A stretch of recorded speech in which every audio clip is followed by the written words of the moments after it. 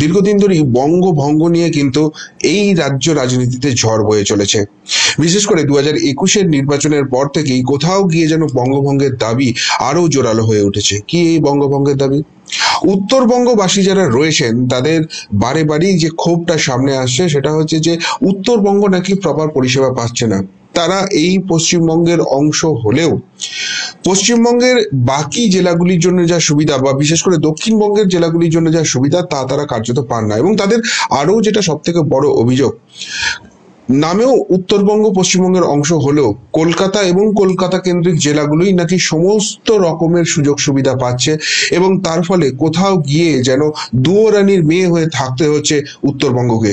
এবং সেই জন্য উত্তরবঙ্গবাসীর মনে কিন্তু ক্রমশই এই আলাদা একটি রাজ্যের দাবি বা আলাদা একটি কেন্দ্রশাসিত অঞ্চলের দাবি জোরালো হচ্ছে। এখন এই নিয়ে বিতর্ক হচ্ছে এই কারণেই, কেননা রাজ্যের শাসক দল তারা কিন্তু এই বঙ্গভঙ্গের বিপক্ষে। তাদের বক্তব্য হচ্ছে তারা সমস্ত রাজ্যকে সমান চোখে দেখছে এবং সমানভাবে উন্নয়নের চেষ্টা করছেন। এবং বিশেষ করে মুখ্যমন্ত্রী মমতা বন্দ্যোপাধ্যায় তিনি নিজে বারে বারে তিনি ছুটে গেছেন উত্তরবঙ্গে, এমনকি প্রশাসনিক বৈঠক তুলে নিয়ে গেছেন দার্জিলিং এ।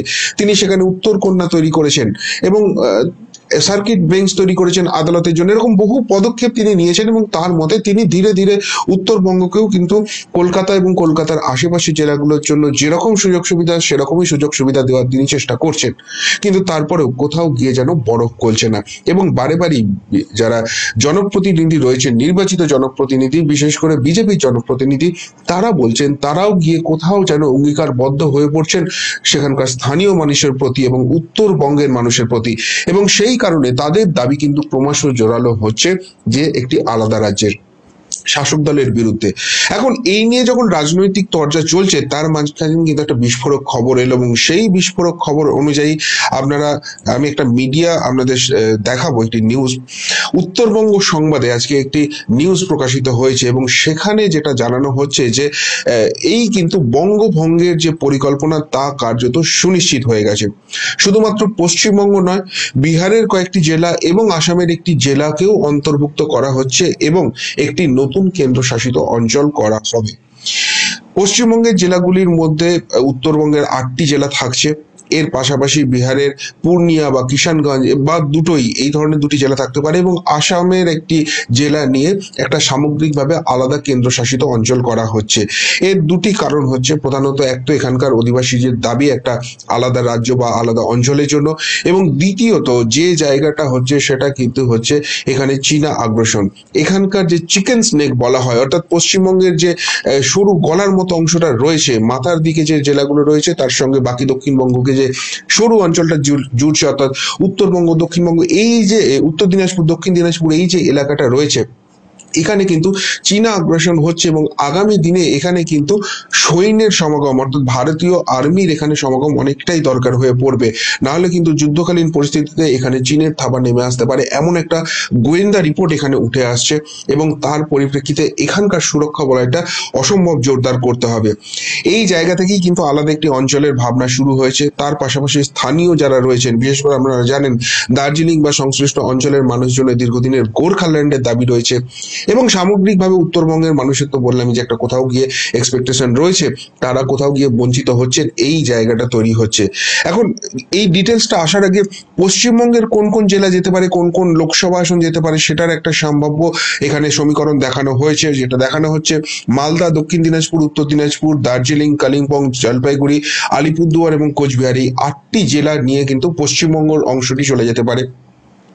এবং এখানে আপনারা যদি সেখানে দেখেন যে লোকসভা আসন, তাহলে কিন্তু কুচবিহার রয়েছে, আলিপুরদুয়ার রয়েছে, জলপাইগুড়ি রয়েছে, দার্জিলিং রয়েছে, উত্তর দিনাজপুরের ক্ষেত্রে রায়গঞ্জ, দক্ষিণ দিনাজপুরের ক্ষেত্রে বালুরঘাট, মালদাতে মালদা উত্তর এবং মালদা দক্ষিণ, এই 8টি লোকসভা আসন এখানে রয়েছে। এর পাশাপাশি পূর্ণিয়া এবং কিষানগঞ্জ বিহারের যে দুটি জেলা রয়েছে সেই অংশ এবং আসামের একটি অংশ রয়েছে। এইটা নিয়ে তৈরি হতে পারে নতুন প্রদেশ এবং সেই প্রদেশের নাম সম্ভবত উত্তরবঙ্গ রাখা হবে না, যদি সেরকম কোনো জায়গা তৈরি হয়, তাহলে সেই জায়গাটার নামগুলো নিয়ে অনেকগুলো আলোচনা রয়েছে। কেউ বলছেন হিমালয় প্রদেশ, কেউ বলছেন সীমান্ত প্রদেশ, কেউ বলছেন হিমাচল প্রদেশ, এরকম অনেকগুলি নাম নিয়ে ভাবনা চিন্তা করা হচ্ছে। কিন্তু যেটা সব থেকে ইম্পর্টেন্ট হচ্ছে, সেখানে এখানকার যারা আলাদা রাজ্যের বা আলাদা কেন্দ্রশাসিত অঞ্চলের দাবিদার ছিলেন, তাদের মধ্যে অত্যন্ত দুজন গুরুত্বপূর্ণ ব্যক্তির সঙ্গে কিন্তু কেন্দ্রীয় নেতৃত্বের একটা আলোচনা চলছে বা কেন্দ্র সরকারের একটা আলোচনা চলছে বলে এই সংবাদ মাধ্যমে প্রকাশিত হয়েছে। একজন হচ্ছেন কেএলও প্রধান জীবন সিং এবং আরেকজন হচ্ছেন আনন্দ মহারাজ, এবং তারাও কিন্তু বারে বারেই যে দাবিটা জানিয়েছেন, সেই দাবিটার জায়গা থেকে হচ্ছে যে আলাদা আমাদের রাজ্য চাই।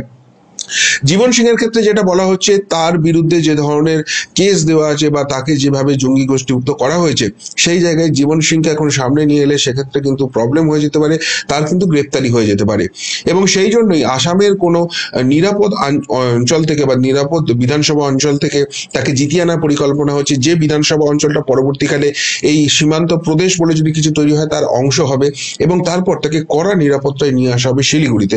এবং শিলিগুড়িতে নিয়ে আসার পর কেন্দ্রীয় যে মন্ত্রক রয়েছে বা কেন্দ্রীয় যে নেতৃত্ব রয়েছে, তার সঙ্গে সামনে নিয়ে আনন্দ মহারাজ এবং জীবন সিং সবাইকে নিয়ে এই অঞ্চলের ঘোষণা হতে পারে। এর প্রিপারেশন শুরু হয়ে যেতে পারে এই ডিসেম্বর মাস থেকে, এবং এর এক্সিকিউশন কমপ্লিট হয়ে যেতে পারে আগামী এপ্রিলের মধ্যে। এবং এই নিয়ে নাকি গোয়েন্দা রিপোর্ট রয়েছে, আইবি রিপোর্ট রয়েছে, যেটা রাজ্যের হাতেও রয়েছে, যেটা কেন্দ্রের হাতেও রয়েছে। এই সংবাদপত্রের দাবি যে তাদের সেই রিপোর্ট অনুযায়ী কিন্তু এই রকম ঘটনা ঘটতে চলেছে। প্রাথমিকভাবে এটি রাজ্য হবে না, এটি কেন্দ্রশাসিত অঞ্চল হবে, এবং তার ফলে এখানে রাজ্যপাল নন, এখানে লেফটেন্যান্ট জেনারেল থাকবেন, এবং তার ফলে এখানে যে সৈন্য সমাবেশের ব্যাপারটা থাকছে, যেটা প্রতিরক্ষার ক্ষেত্রে অত্যন্ত গুরুত্বপূর্ণ, সেই জায়গাটা কিন্তু ইম্পর্টেন্ট পাবে। অর্থাৎ রাজ্য ভাগের একটা পরিকল্পনা এবং সেই পরিকল্পনাকে রূপায়ণের জন্য কিন্তু কেন্দ্র সরকার অনেকটাই এগিয়ে যাচ্ছে। এখন প্রবলেমটা হচ্ছে, যদি সত্যি এই রাজ্য ভাগ হয়, তাহলে এই রাজ্য রাজনীতিতে তার কি প্রভাব পড়বে? বারে বারেই যেটা বলেছি যে এখানকার যে রাজ্য সরকার রয়েছে, এখানকার যে শাসক দল রয়েছে, তারা কিন্তু বঙ্গভঙ্গের বিরুদ্ধে, এবং তার ফলে উত্তরবঙ্গে যে পায়ের তলায় মাটি হারানো, তার কিন্তু একটা বড় কারণ হচ্ছে এই রাজ্য ভাগের অস্বীকার করা।